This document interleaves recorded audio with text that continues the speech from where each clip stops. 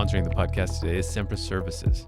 Greenhouse gas emissions impact us all. In this new podcast series, former San Diego County Planning Commissioner and renewable energy and transportation expert Peter Norby explores best practices for reducing greenhouse gases and making real progress toward a healthier future on the local level. In this episode, Norby sits down with a renowned economist and Point Loma Nazarene professor, Dr. Lynn Reeser, to discuss the implications of government-controlled energy in San Diego. Visit sempraservices.com to learn more and tune into the podcast on iTunes or Stitcher.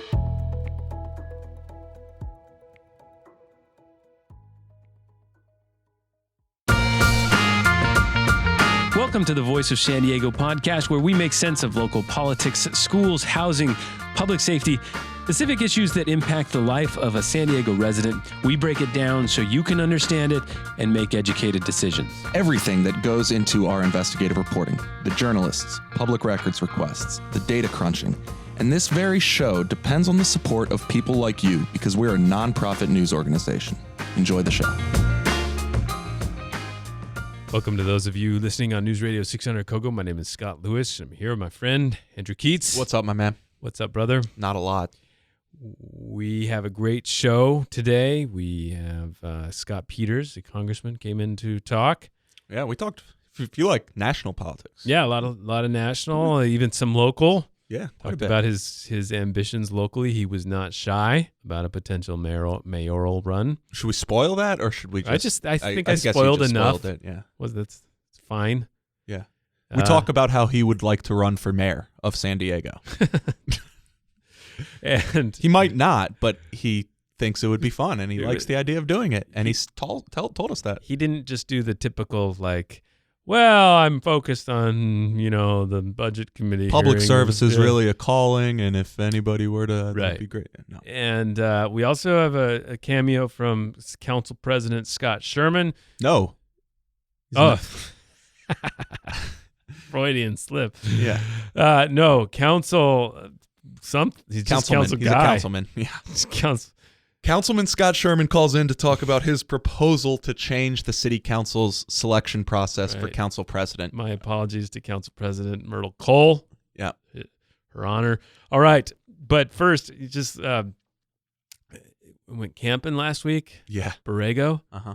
It's beautiful. It's wonderful. It's my second time there. We saw some bighorn sheep, and it was wonderful. Beautiful canyon. Uh-huh. But there was a problem. Yeah. There was, so it's my son and I for Cub Scouts, right? Mm-hmm. I had no idea what I was getting into for Cub Scouts. There was some fireside ceremonies and stuff like that. It was fun. He was into it. But the wind coming out of the canyon was ferocious. Yeah. And my son was terrified of the wind. Just loud, dark. And we get through the first night, persevered. And the second night, somebody comes and taps on my shoulder and is like, "Hey, are you Xavier's dad? There's a tent problem." It's at the bottom of a canyon with all your possessions. This tent's been in my family now 9 years or something. It's done us well. Yeah. And it was completely plastered to the side. The wind interject. I don't think we're doing family heirlooms for 9-year-old mass-produced products. No, I'm not being sentimental. I'm just proud. I got it in REI in 2009. It's I'm just saying, first term of the Obama administration. We had gone through a lot together, this tent and us.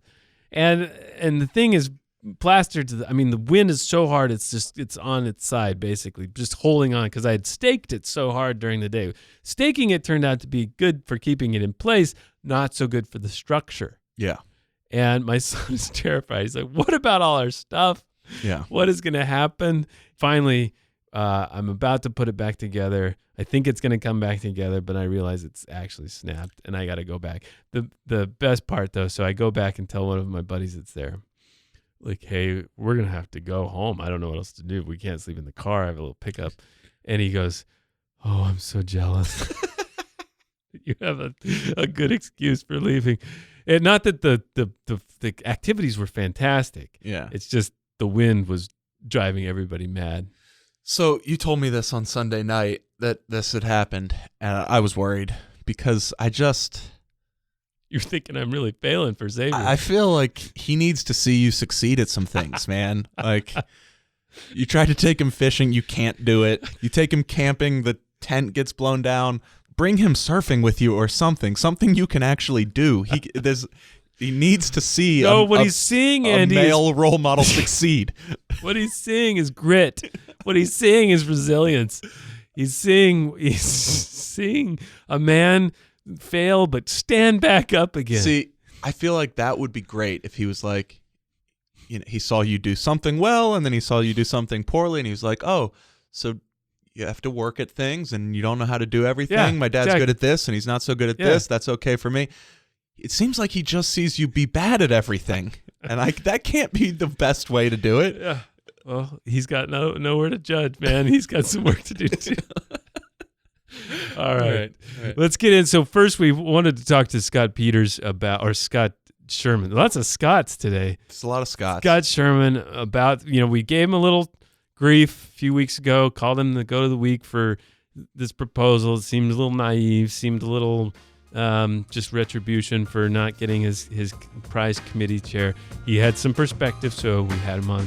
Here's his discussion. Scott, you've got a new proposal that's coming to City Council on Monday. We've been following this council president issue for the last couple weeks, and so you've got a plan. You rolled it out a couple weeks ago, and now it's actually coming forward.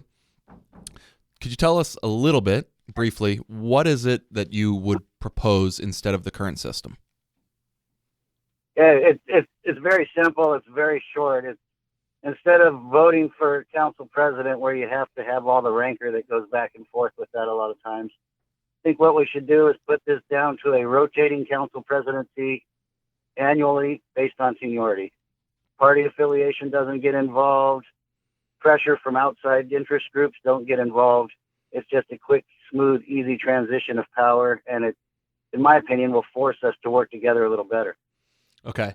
And so one thing that I saw some of your staff mentioning on Twitter recently was that you had proposed something similar to this a few years ago. This is not brand new for you? Yeah, no, this isn't something I've been pushing at the spur of the moment just because I was upset about the process last time. I mean, I asked for it with Sherry Leitner after the Todd Gloria Sherry Leitner drama that went on for council president. And then in last year, I asked Council President Cole to docket it too after the back and forth that went on between Myrtle Cole and David Alvarez. And, we're colleagues. We're supposed to be working together. We shouldn't have to sit there and decide which one of us you like better, Yeah. All right. So I don't want to come across as too cynical here, but the Democrats have a 5-4 majority that affords them, and presumably they'll have that for quite a while, or at least, as predictably we could see in the next couple cycles, they'll have this slim majority, and as long as that happens, they get to control this council president's office. You don't strike me as a naive guy, but why would this be approved? Why would this be able to get 5 votes? Well, there's a reason you don't see Republican or Democrat after a city council member's name when you're running for office. We're supposed to be about nonpartisan solving problems and running a $3 billion organization.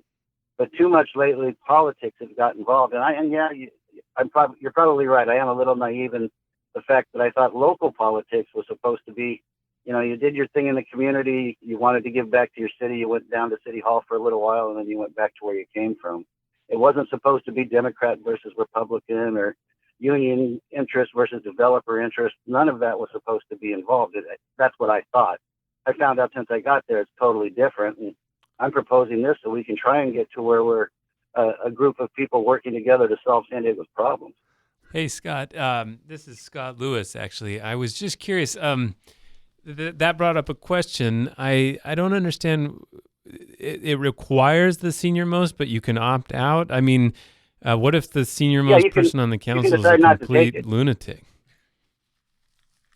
Well, I would, if you don't want to have that pressure of the council president, you want to be in charge of docket and making committee assignments, you can choose not to take it.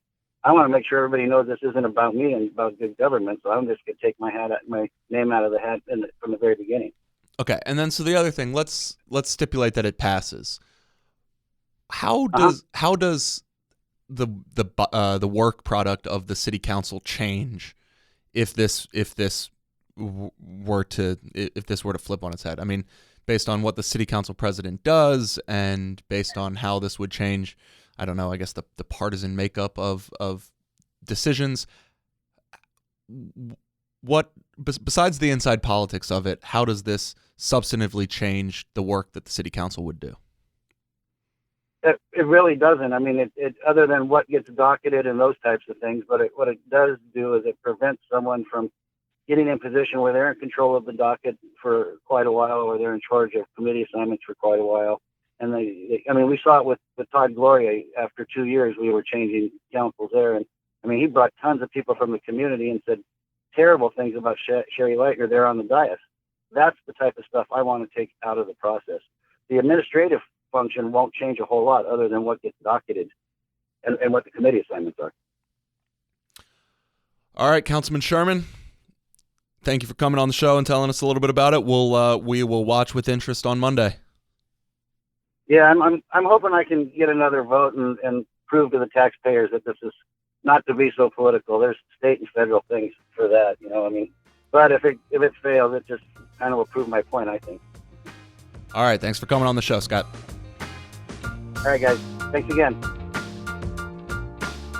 So another issue with city governance came up this week. Mayor Kevin Faulconer had to say goodbye, or at least got the news that his COO, Scott Chadwick, was leaving and would be taking the COO job at Carlsbad. Now, Carlsbad is a smaller place than the city of San Diego. Accurate. It seems like a smaller job in a way. I think that part of the allure for Scott Chadwick is that he can maybe get into a city manager position there. Most of the cities in California run on a city manager form of government where the city manager is the leader of the city. And as long as he doesn't lose the favor of the majority of the council, he really is the most important operator in the city.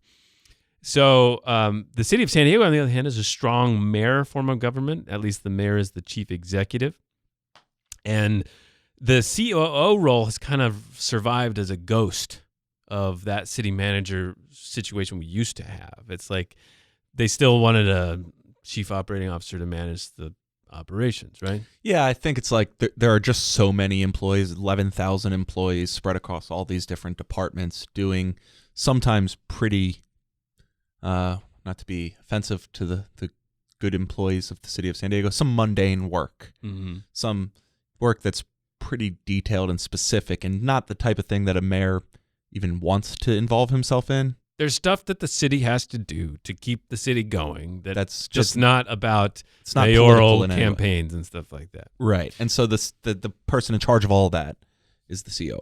Yeah, and these are big. It's not the only thing he's in charge of. It's a big organization. We're budgeting. I mean, look at our own COO, how busy she is. I mean, we have 14 people. Yeah. There's a lot of employee evaluations, of management, of promotions, of recruiting, all that stuff, of budgeting.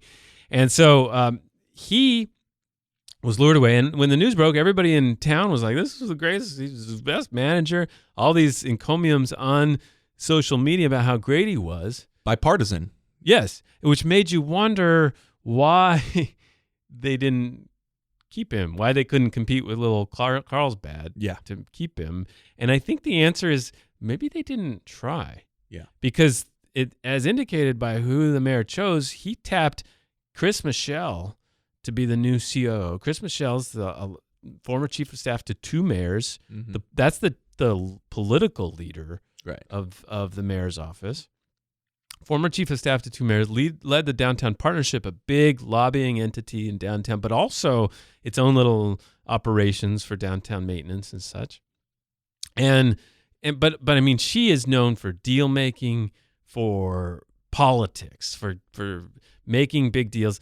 I bet you she has. This is uncontroversial. The chief of staff for the mayor is a political position. Yeah, exactly. Right. And so like Stephen Pitts, who was the chief of staff before Amy Fawcett in the mayor's office, he described on this very podcast not too long ago his relationship with the chief operating officer as a kind of partnership. Sure, Right. he could maybe tell him what to do, but they were their own thing. And the mayor's office said, well, yeah, we didn't like those silos. We want to change that.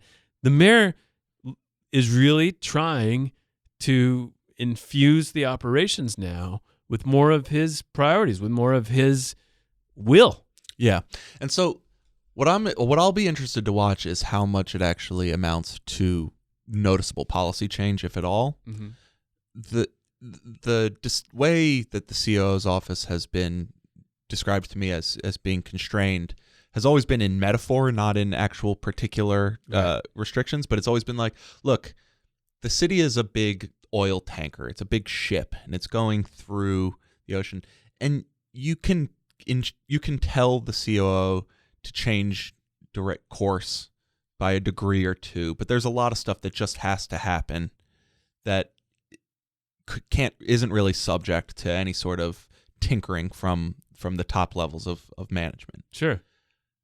And so I wonder how much you can change that with a new person, whether the new COO, by virtue of being a more political person in her work history, how much that fundamental dynamic changes, if at all. Well, I think that part of it is that you have somebody running a parks department or running the police department or running, various entities in the city that just provide these services, that they were very upfront that they want that person now to be thinking about the mayor's agenda. Yeah. And is that right? Is that what we want those people to be thinking about? And I think Scott Chadwick represented this. No, there's a little bit more independence. It's almost like the city manager form of government sort of stayed, except the city manager, instead of having to answer to a whole council, just answered to the mayor. And this is kind of sort of saying, no, the mayor is the COO. This is just a middle management. Yeah. So like, to put it in one particular case that I know better than others in the city, the planning department. Yeah. Right? So between the mayor and the rank and file city planner who writes the zoning proposals that end up being discussed in the media, you've got the COO, then you've got the deputy COO, then you've got the director of the planning department, and then you've got some mid-level managers, and then you've got the actual planners themselves. Mm-hmm. And from conversations I've had with people and from what I've observed, there's rarely a edict being delivered from the top all the way through all of those channels telling another person what lines to draw on the map. They are mostly, there's some organizational structures that tell people what kinds of things you should do and what you shouldn't. But ultimately what ends up seemingly restricting planners, for instance, more than anything else, is their own self-editing, their own decisions about, like, well, if I do this, I'll get a lot of grief. If I do this, if I don't do this, it would be a real lost opportunity. That they are still kind of self-started in a way that just doesn't touch the mayor's office. It just doesn't go all the way up to that floor of City Hall. You know what I mean? Yeah, absolutely. And I don't know, which provides the mayor a sort of plausible deniability. Exactly. Yeah, there's always this healthy distance between. And he's trying to get rid of that. And it makes sense to say, look, if I'm going to be held responsible for these things, then I want at least the responsibility to make the decisions I want to make. But it's still hard for me to imagine Kris Michell being more hands-on with those independent decisions, or with the specific decisions made in the development services office or public works or whatever. It's not hard for me to imagine, and I don't think it's hard for a lot of the Yeah. city's top managers to imagine right now. So it'll be interesting to see. So this is the latest chapter in the 14-year story about the strong mayor form of government. So when they voted this in, we thought it would just be a switch in 2006 and that'd be it. We're still figuring this thing out, and it might be another decade before it really matures as a big city mayor form of government, right? Yeah. And so I think that Bob Filner saw this. Remember Bob Filner, the former mayor, he's like, well, I'm in charge of all these employees, so I can tell them what to do. And famously, he notoriously looked at the building inspectors and said, I am not going to let you inspect that building until that developer of that building gives a donation to my favorite pet cause over here. And he did that. Yeah, that happened. If he hadn't gone down for the other crap he did, that would have taken him down. And maybe yeah, exactly. It would have been like, yeah, strong mayor. But he saw what the mayor now sees, right, and is more surgically and more sophisticatedly trying to implement. But Filner saw what Faulconer is now trying to also take advantage of, which is like, I'm in charge. Let's. I don't want any more excuses. I don't want somebody telling me no anymore. I want to run into no myself. Yeah. And so you framed it in your story this week around like whether this was a lesson learned from the hepatitis A crisis, that the deliberation of a city in response to a crisis told him, I must seize this, because the city apparatus is not equipped to do it on its own, or it's a convenient excuse. Or for it's now. that is the other very healthy explanation, is that this is a convenient excuse for that.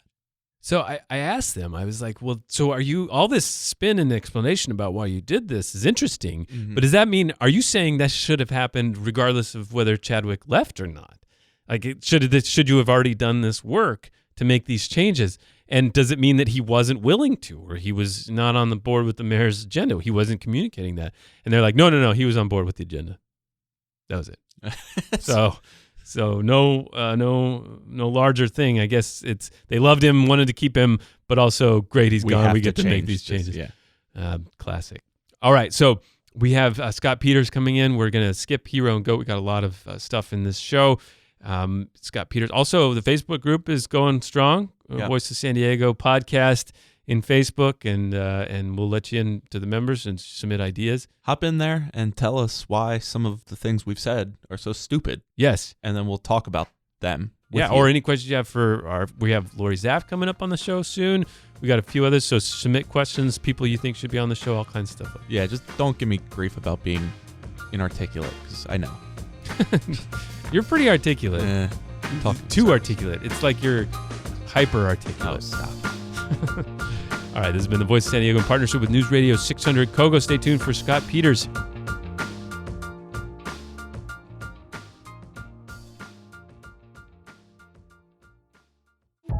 Voice of San Diego podcasts are sponsored in part by a proud supporter of Make-A-Wish. As a nonprofit news organization, Voice of San Diego depends on our members, foundations, and sponsors like Make-A-Wish. We are very grateful for all of our supporters, and we recognize their support in our shows. If you crave adventure, love the outdoors, and welcome a challenge, then the Make-A-Wish Trailblaze Challenge is for you. The Trailblaze Challenge is a one-day, 28-mile endurance event along the Pacific Crest Trail. It's open to all levels from novice to advanced outdoor enthusiasts. Visit www.trailblazechallengesd.org to learn more. Proceeds benefit Make-A-Wish. Challenge yourself in 2018, meet new people, and make a difference for children with critical illnesses. Voice of San Diego podcasts are also sponsored in part by a proud supporter of Monarch School. Monarch School educates students impacted by homelessness, helping them develop hope for a future with the necessary skills and experience for personal success. Monarch is holding its annual fundraiser, Building Bright Futures, on April 26th. Join event chairs Tracy Hoffman and recent Hall of Fame inductee Trevor Hoffman at this event. Find out more at monarchschools.org/events. And if you like Voice of San Diego's work and want to become a sponsor too, contact development@voiceofsandiego.org.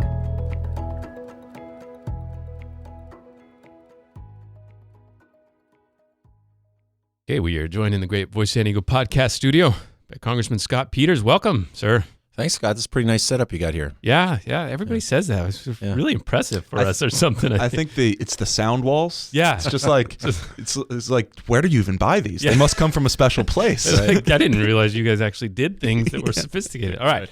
Well, welcome. Thank you. It's been you represent a very odd district in a way. It goes all the way from the coast almost to La Mesa, right? Yeah, it's sort of I say from Coronado to Poway, right, and along the coast in La Jolla, and then into Rancho Bernardo. And so I've got deep blue in Ocean Beach and deep red in Poway. So you're one of our 5 congressional representatives in D.C. for San Diego, and you are going to run for re-election. Yep. No news there. Right. And what's it like? How's it been? This is your 3rd term? This will be your 4th?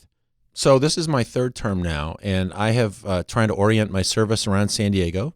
So in terms of playing offense, I work on, what drives the economy here, which is tourism, not a lot of federal issues. The military is about 20% of our jobs, so we pay a lot of attention to the investment that the federal government makes here.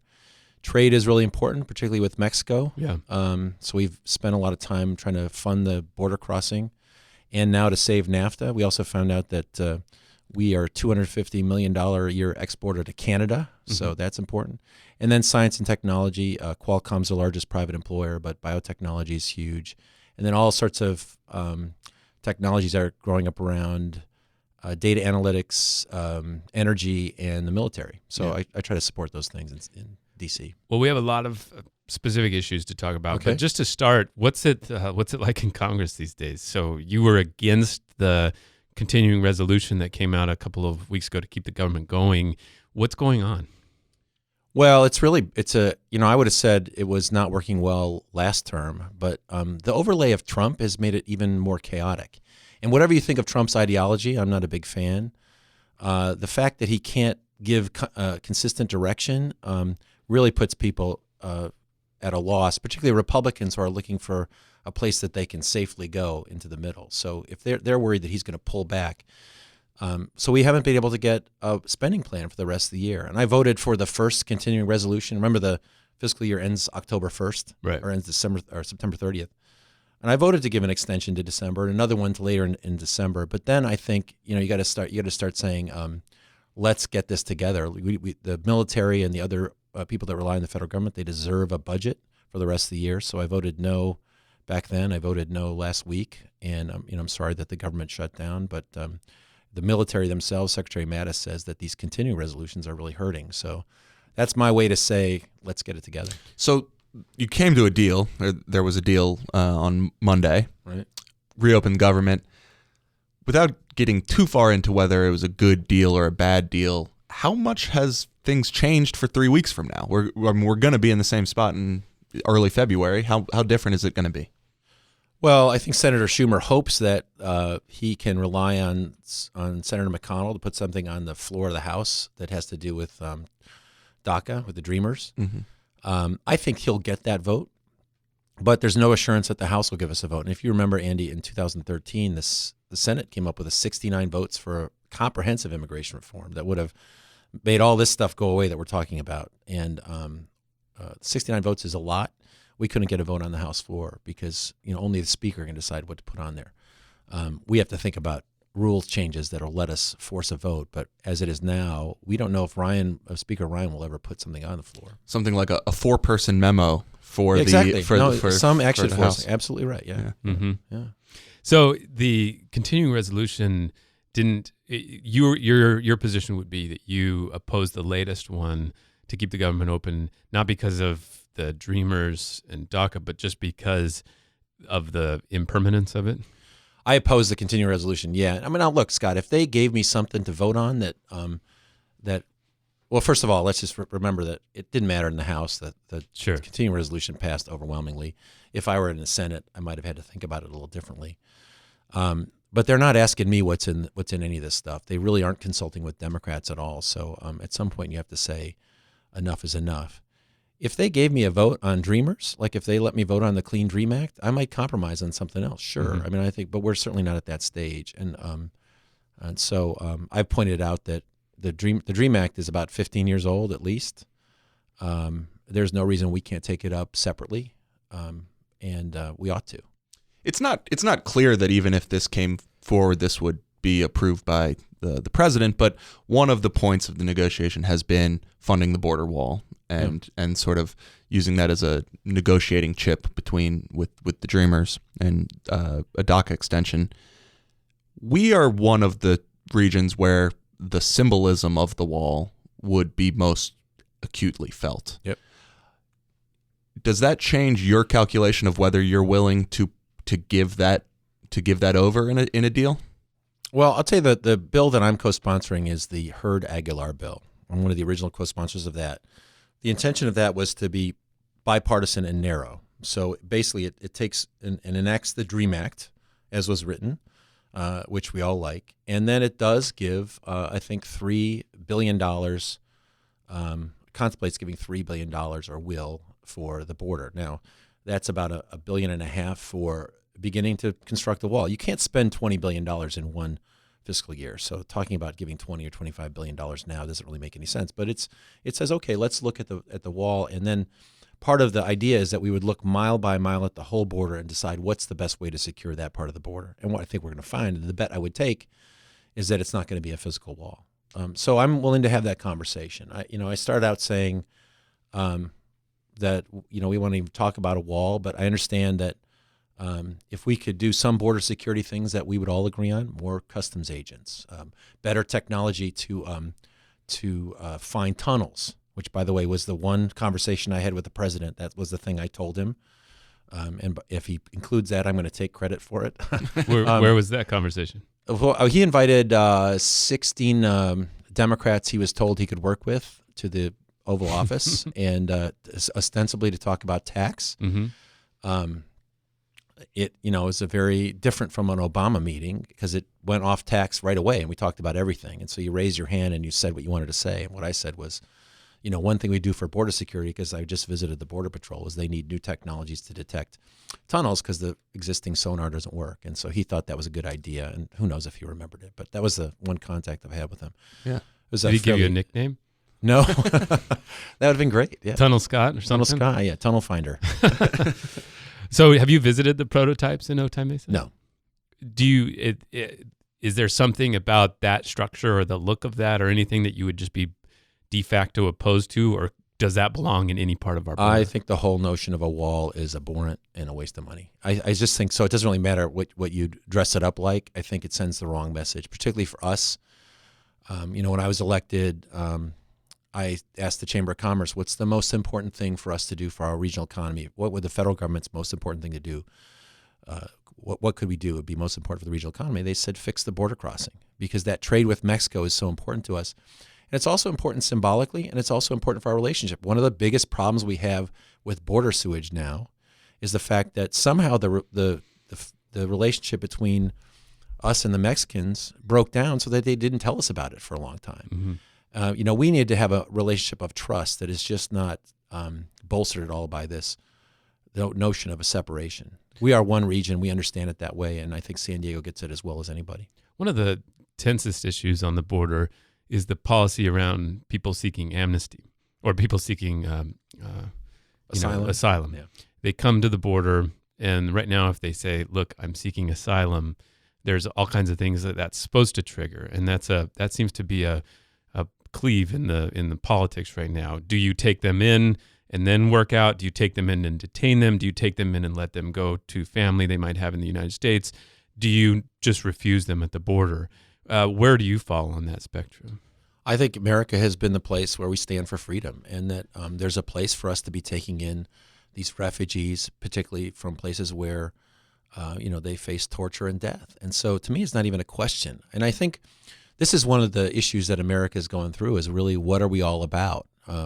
If there's a great cartoon about the Statue of Liberty that's has the Statue of Liberty with the bottom, it says, "Send us your Norwegians." Mm-hmm. Are we really? Is that really what we're about?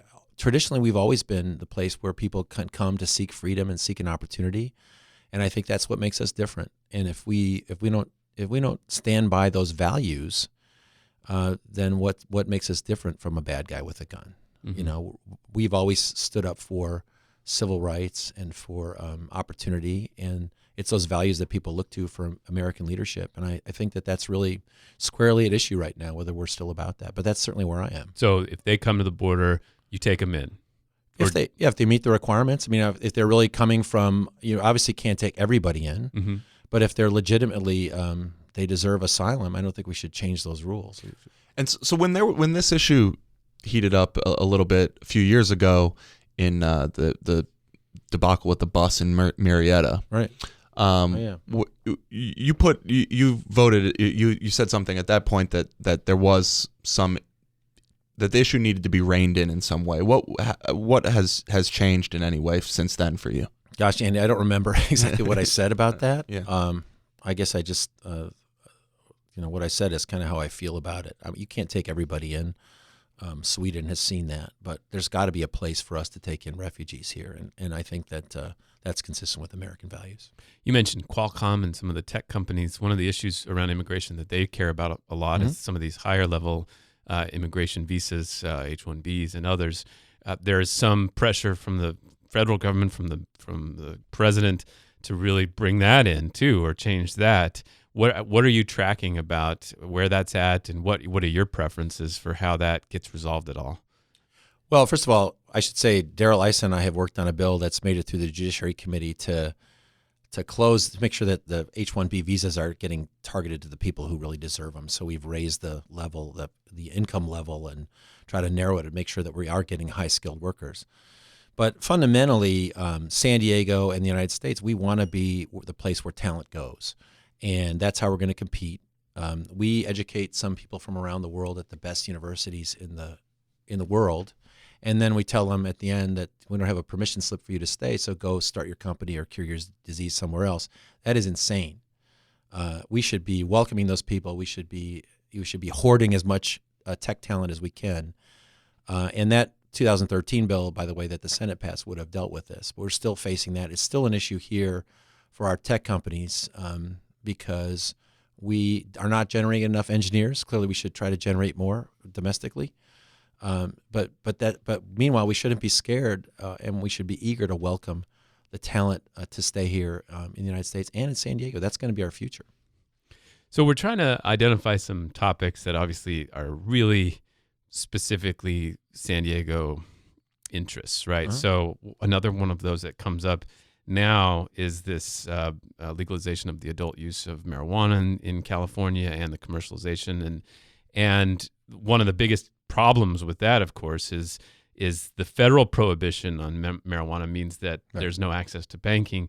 Now, you've said you support one bill that would allow for banking access, but it wouldn't necessarily address the federal prohibition against marijuana or the scheduling of it as the worst of the narcotics. So what's your bill? What's your support there, and why not just deschedule it entirely?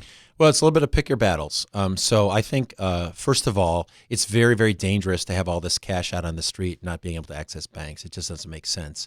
I mean, people literally are going to get killed. And I've also heard from local governments who are trying to figure out how they collect tax revenue in dollar bills. Right. Yeah.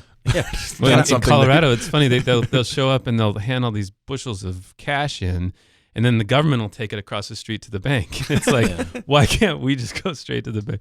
So what I've said is, the federal government ought to accommodate those states that decide to do this by allowing access to banks, and it just makes common sense. So that's why I feel very strongly about that. Now, the other issue is whether to deschedule it, and that to me, I've decided that we should do state by state on that. And the reason is partly because I'm a little concerned about the Democratic Party, trying to go into Alabama and make this part of the platform. Mm-hmm. I bet if you ask Doug Jones whether he thinks it should be descheduled, I haven't met him, but I bet he's going to say no.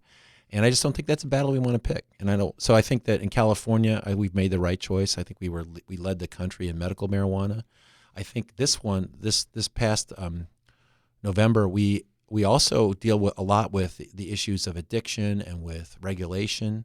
And I think it was really carefully crafted. I think it made a lot of sense. I just want the federal government to let us do our own thing, and I'm happy to let Alabama or Mississippi do their own thing. So that leaves open the possibility of a U.S. attorney in Washington or Colorado or California to kind of step on the ability Yeah. of states to make those And decisions. I guess I would advocate in light of that is that's not what we want. We want so I would say maybe a tailored descheduling that for the states who've decided to legalize, that we would leave them alone. So some sort of, it would stay illegal federally, but some sort of clarified that this does not conflict with locals. It's still such a sticky issue if you don't actually remove that conflict. I get it. I think you could craft an exemption or a different rule for states that have legalized. Well, one of them, so we heard that a staffer of yours showed up at a marijuana cannabis industry event last week and said that the congressman that you wanted to see that Rohrabacher amendment. This is the amendment on federal budget that says that you can't use federal funds to enforce marijuana enforcement operations in states that have legalized for medical use, and that you want that to also extend to recreational use. So that's like a sort of last-ditch attempt of just don't spend money to enforce it, and we can try to protect some of these states. But that's for medical, and it doesn't actually apply to the adult use stuff. So I would expand that. I mean, and don't spend money is the way Congress tells the federal government what to do. I mean, that's our power, the power of the purse. So that's just the way it's expressed. But what that means is don't enforce. Okay. Yeah.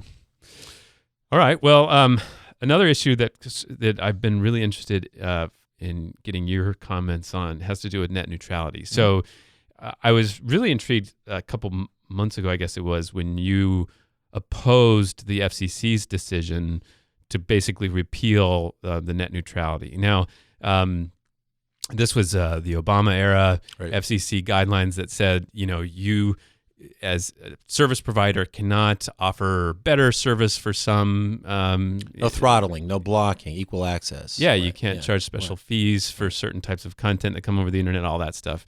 Now, you've had a nuanced position on that before. You didn't necessarily think that was the right way to go, correct? Nuance in net neutrality is like nuance on Twitter. It's just it's just not welcome. Yeah, so let's get into this. So, because I've never quite understood. Thank you for a few minutes to talk about and it drives my poor staff crazy.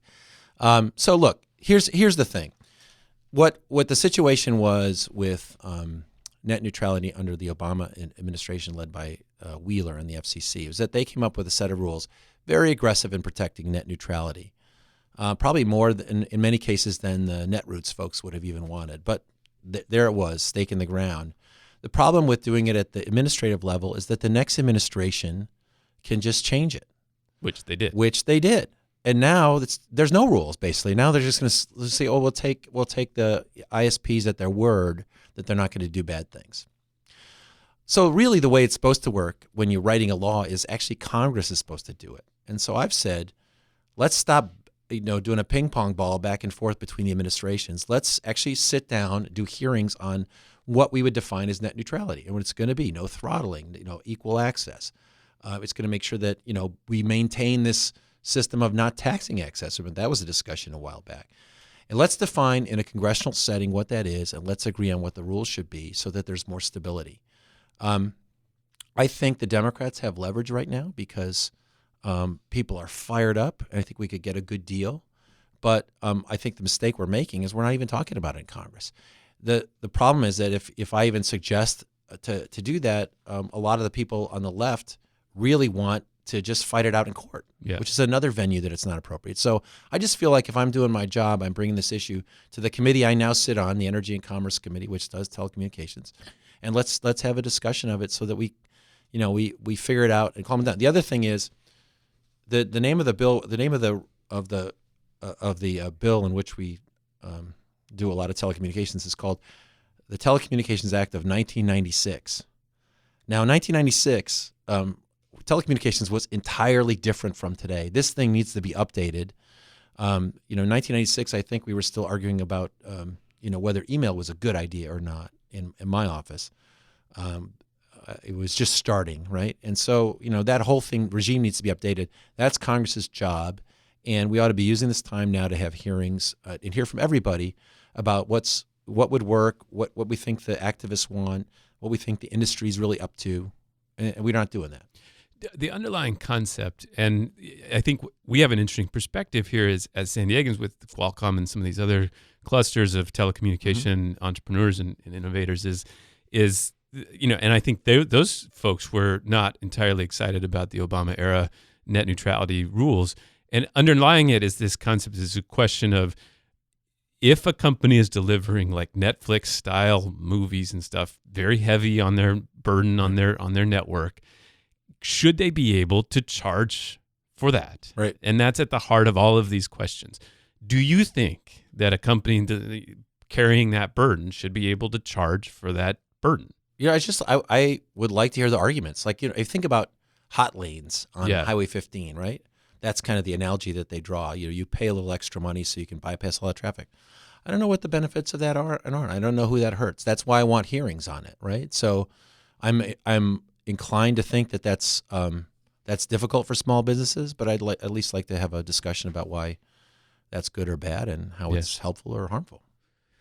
Another thing that we're watching really closely about San Diego is the San Diego Association of Governments has raised taxes in 2004, as you remember, By extended, 2/3, plus 3,000 votes to invest in local transportation and infrastructure. But those projects, even more so now because of some of their projections went awry, depend on federal and state investment. And so we've been watching really closely what the federal government will do for federal infrastructure investment. And the latest that was leaked does not look good necessarily for that kind of matching fund for something like Sandag. What are you watching? How do you see it right now? Well, first of all, it's always been kind of perceived that if you can bring some matching funds to the table to the federal government, you'll get your grants. And I think they did a good job of getting support for the Mid-Coast line, which we're building now. And and the first thing I'm doing is watching that very closely to make sure that that's on track, so to speak. Did they get the checks? That money's coming through. So that's a new start that's already been approved. Yeah. We think that, unless something radically crazy happens, we'll get that money, and that's good. I mean, there's other issues with that line, but in terms of the federal funding, we're watching that, and we think we're in good shape. What are the issues with that line? We'll get back to where you were going with it, but I'm interested in hearing. Well, I'm trying to discuss whether. Well, so from a San Diego perspective, we would like to make sure there's as much ridership on that line as possible. Mm-hmm. The federal government doesn't ask you to do anything with your land use plans before it gives you this money. Right. And we've suggested that the federal government could be helpful in helping with housing supply if it said, you need a certain density of activity around your stops as part of your proposal.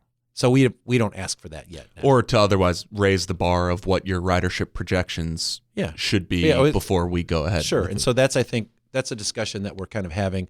I'm on the New Dem Housing Task Force, and we're trying to see whether we could use transportation policy as leverage to help with that. Right now, by the way, I think the thing you were getting at is we think the Trump administration is eviscerating everything. And this notion that they're going to do this big infrastructure plan is very confusing to me because they just blew a huge deficit, hole in the national debt with this tax plan. They could have done infrastructure with the repatriated money. A lot of people had the idea that the money coming back from overseas that was so-called trapped over there because of the 35% rate could be applied in many ways to infrastructure. That opportunity is lost. Let me just stop for a sec. So that the corporate tax in the United States was at 35%. Sure. And what you're saying is that companies like Apple and others might have money overseas that they didn't want to bring back to the United States because they didn't want to pay that tax. Now with the rate down to 21%, yeah. Then now that rate's down there, so the idea is they're going to bring all that money back. And there's even lower rates for repatriation. Okay. I'll tell you that story that Paul Jacobs told me. He said he wanted to build his next plant for Qualcomm in California. There's permitting issues with that. It's difficult. But he said, he couldn't tell his shareholders that he was going to bring that, pay that kind of tax, so he built it in Taiwan. So there's a reason to do that.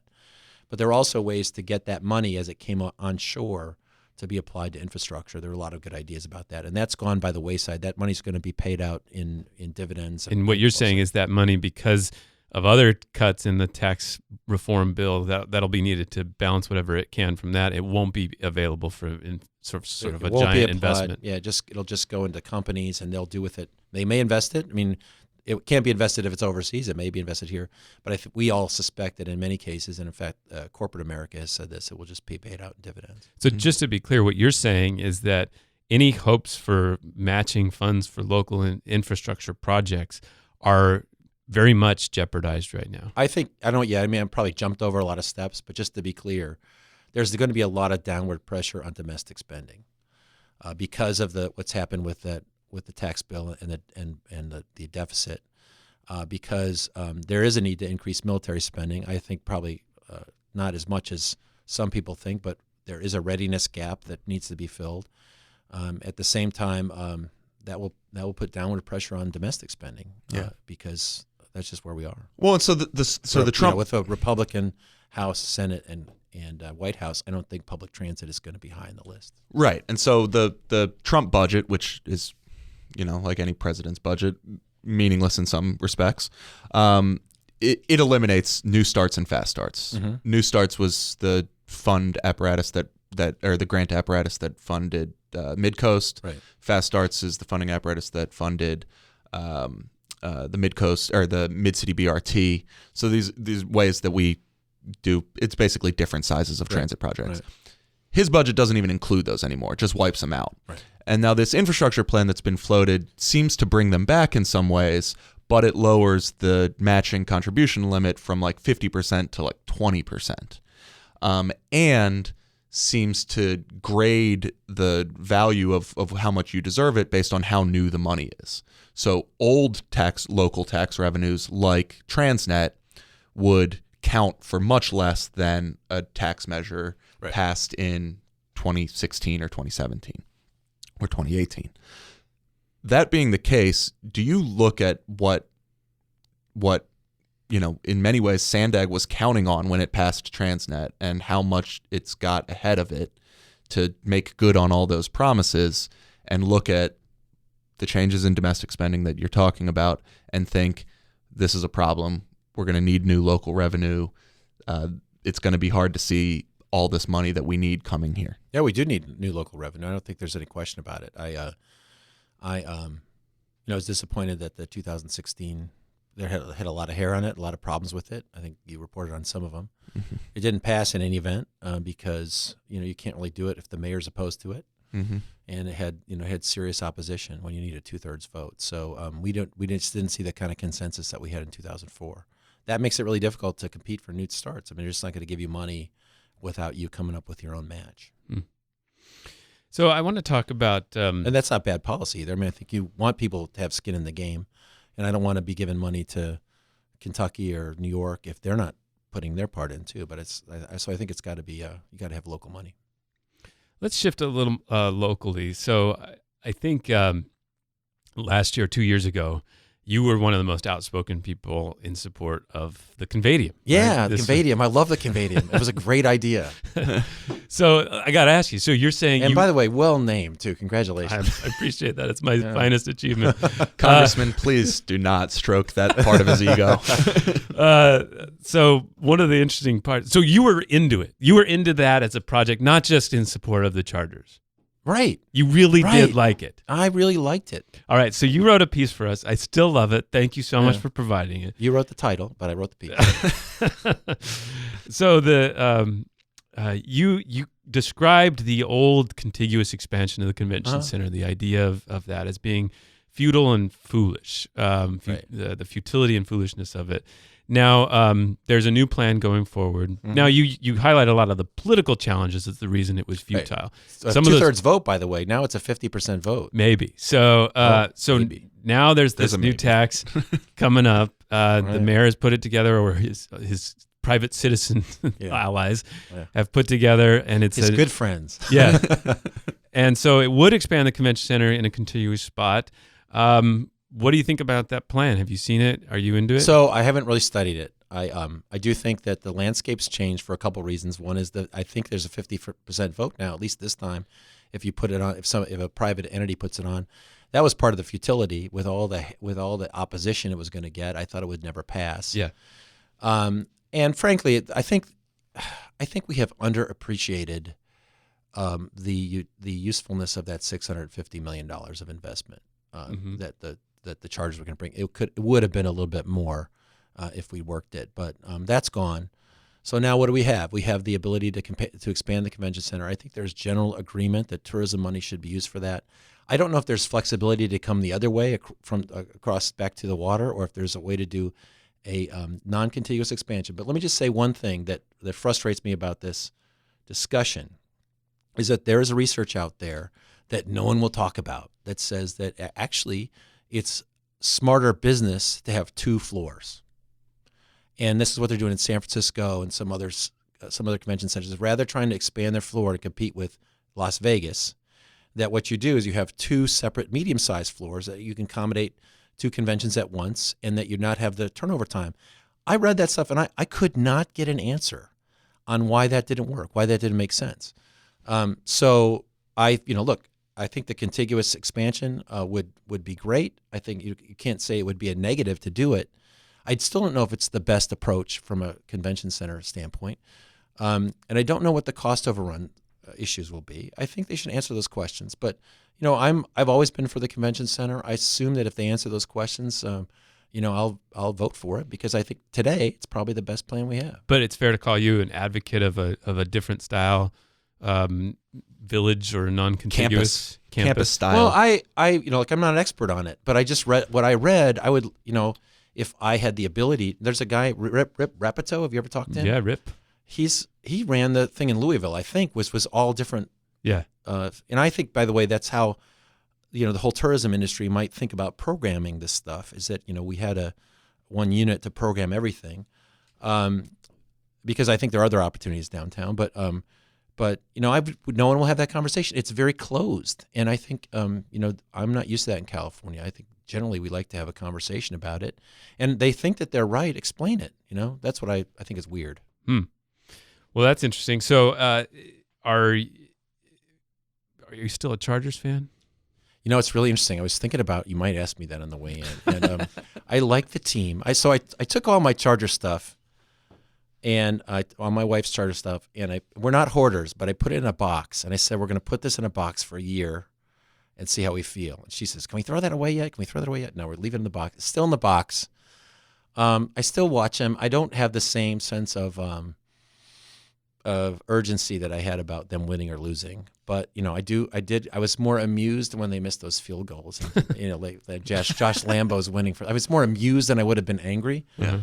So I still follow him a little bit. I mean, I like watching Phillip Rivers and his geeky throws, and somehow he completes them. So I still have fun, but I don't feel the same way about them, obviously, as I did. I don't hate the team, but I certainly am disappointed that they're not in San Diego. Well, give us some context of what it's like in Congress right now. So the New England Patriots fans in Congress are totally obnoxious. I'll tell you that. And Joe Kennedy comes into our. We had dinner. A bunch of us get together for dinner. Beto O'Rourke cooks his famous flank steak, which is great. And we're sitting around, and Joe Kennedy walks in, and he says, I understand football this way. It's 22 guys who run around for 3 hours, and then the Patriots win.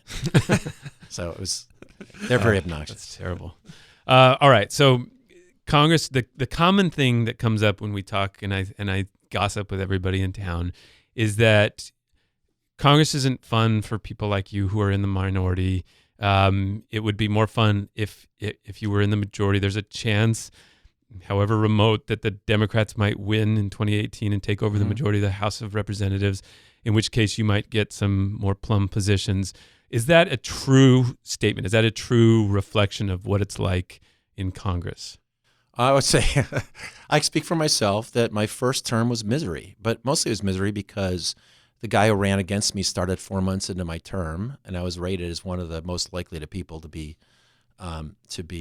ousted. And I spent all my time on that campaign, and it was really hard. Well, let me step back and say, it is a huge honor to be in the United States Congress. It is a gift that people give to me, and I don't want to be seen like I'm complaining. I think sometimes it's not fun, but it's always important. And I think it's really important now with this president and this Congress for someone to be there fighting for the democracy and fighting for San Diego. So I am privileged to have that position. But it was, that was a hard thing going through that first race, and we survived it. And then actually things just started really improving for me. I enjoyed my position on the Armed Services Committee. And I got to learn a lot about the military. I really understood kind of the relationship between San Diego and the military, in a really much more profound way. I'm the co-chair of the Special Ops Caucus, which is great because we're investing heavily in the Navy SEALs here. And I was on the Judiciary Committee, and it was interesting. My third term now, I got to compete for the committee that I'd hoped to get on, which is the Energy and Commerce Committee, because I'm interested in climate. So I'm the third ranking Democrat now on energy, and the fourth ranking on the Environment Subcommittee. Those are great positions. I'm also now the chair of the New Dem PAC, which is trying to elect moderate Democrats around the country. So I'm in a good spot. And if the Democrats got control, it would put me in a better position to make policy. Now I try to be bipartisan, and I'm part of the Problem Solvers Caucus, a bipartisan working group. I'm not trying to wait till that happens. Some of my colleagues, frankly, are. They don't want to do anything till they get the gavel. And I think that's counterproductive. And I don't know how it will change because Trump will still be president. But I think it would be, I'm making a lot of progress. I think I would make more progress if the Democrats were in charge. We have issues, by the way, with our leadership. I think we like to think of ourselves as the party of the future. At some point, the leadership needs to reflect that. And there's a lot of discussion about when that change should happen. Do you think Nancy Pelosi should move on? I think she will move on at some point. She's 78. I don't know when that will be. I think it will be if the Democrats get the majority. I think that a lot of people will run for speaker. Do you think Nancy Pelosi is a good messenger for the party? I think she's really good inside the building. I think obviously if you look at the advertisements in races, I mean they're going after Pelosi in every race. That's what they did in Atlanta 6. I think they must know that that's pretty effective, and I think we ought to pay attention to that. So the second part of the gossip that always comes up is that you are totally going to run for mayor of San Diego, city of San Diego. Is that something you would consider?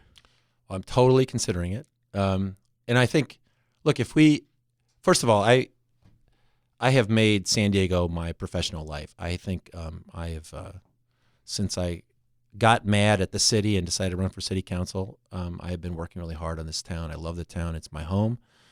I care a lot about it. And in Congress, it's my mission to serve San Diego as much as it is to serve the country. I don't know what it will look like in 2019 if I take office, what the opportunities will be, but it's certainly something I would consider. And I think it would be a really terrific job. Yeah. At an important time for the city. What's better about city politics? Like the commute is a hell of a lot better. Yeah, 13 miles. Better than 3,000 miles. City Hall versus City the Hall. Capitol, though. So it's funny. I gave a speech. I was, that shutdown was painful, even though it was only 3 days this time.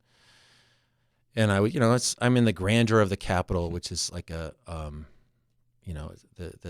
symbolism and the architecture there is just magnificent. I never get tired of it. But I was so happy to be in a bunch of asphalt at the port, like breaking ground on a improvement out there because, I like accomplishing stuff.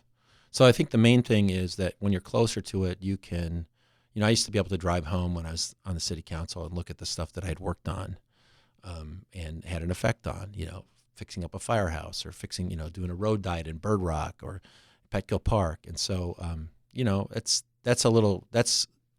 I think we are having an effect in DC, and I'm proud of my accomplishments, and I'm working a lot of issues that are really fun. But there's a certain immediacy to the city work that's fun. I mean, in addition to the commute, which I'm not. What would be your message running for mayor? What would be the case you make to voters that something needs to change? I think we don't have a lot of imagination about where we are. I still think we kind of are adolescent in terms of our thinking. San Diego it does play an important role in the world economy, and I just don't think we're very conscious of that. And I also think we don't have a lot of imagination. I just think we don't have a lot of self-confidence. Maybe we are really in the position to lead the world in biotechnology and in the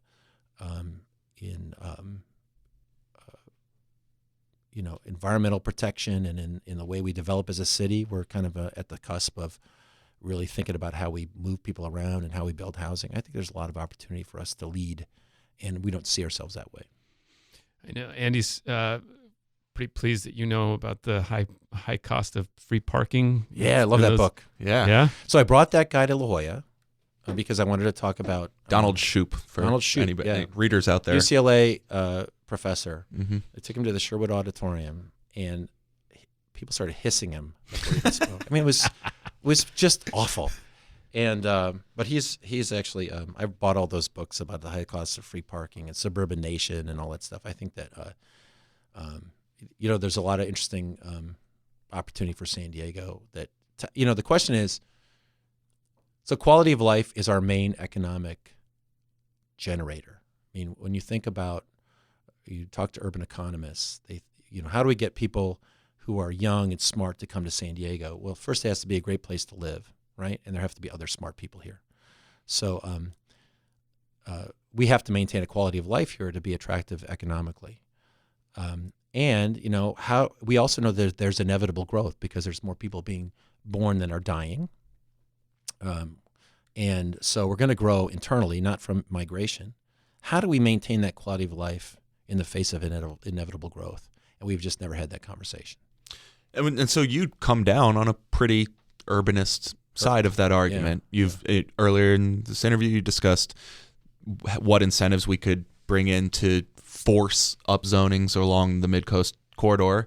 Right. Parking, I mean, as you described, Donald Shoup gets hissed at a meeting in La Jolla. These are not things that a lot of San Diegans love hearing about. Right. How do you make that message that we need to build denser cities that are less reliant on the personal automobile in a city that doesn't always love hearing that? So I had an experience in Bird Rock that I would say is instructive. When I was knocking on doors and running for city council, I heard three things about the seals. I heard about undergrounding the power lines, and I heard about Bird Rock. Bird Rock had a 83-foot wide highway going through it. And a block away, you couldn't find a house for less than $1 million. Now they're more. People said it was ugly. Businesses failed. It was dangerous. Someone got hit and killed. So I said, okay, I'm going to take that on. And we had 3 nights of charrette, and 50 people came, right? We thought, okay, this is great. And we announced we were going to do diagonal parking and traffic lights. And not very imaginative, but, we found some traffic calming. I tell you that the response was total anger. And my chief back then, Cliff, told me, he says, you have to go out and talk to the community. And so I went to Bird Rock Elementary School on August 1st, 2001, and I had 350 people there wanted to vote me out or kill me. But these are the same people at the door told me they wanted me to fix La Jolla Boulevard. So after one came up and said, how dare you, City Hall, come over. I said, okay, you know what? The one thing I think the genius thing, the only genius thing I said was I wasn't going to quit because they were making me mad. You told me before you wanted to fix it. I figured I had 3 years to fix it before I was at the ballot. So I said, no, you're going to solve it. I'm going to create a committee of one person on each block. And then I brought in a consultant who was a walkability consultant named Dan Burden. And they worked it out. And they came up with this thing. I thought there's no way I could pay for this. But we came up with a plan to pay for these 5 roundabouts, modern roundabouts instead of traffic lights. They convey traffic more efficiently. We did stuff to make sure that there was no backstreet traffic, neighborhood that we didn't want cut through traffic. And basically they came up with a plan that we got through the community plan, the Coastal Commission, a lot of effort. It took 7 years to get it done. And today it's been transformed. So there are two main ingredients. One is you have to say, we're going to change it. You have to not quit. That has to come from the city council member or the mayor. You know what? This is a problem we have to solve. And then you have to inform and empower the residents. And it's both things. If you just inform and empower the residents, sometimes they end up stopping stuff because you've said you're not going to quit. But also you can't just say, I'm going to do what I want, because then you're going to lose everybody's support. So you have to do that at a small scale and at a large scale. And I think much of the problem with urbanism here is that people haven't been informed that you can make investments in a community. We had 166 units, by the way, that paid for 2 of the roundabouts, and it was a parking lot. That you can make investments in the community that both increase housing and improve your quality of life. And we've done that. in a way that's demonstrable. But, it's kind of something that people are scared to do here, and we haven't done. Congressman Scott Peters, thanks for coming in. My pleasure, guys. Great to be here. Thank you. Good luck.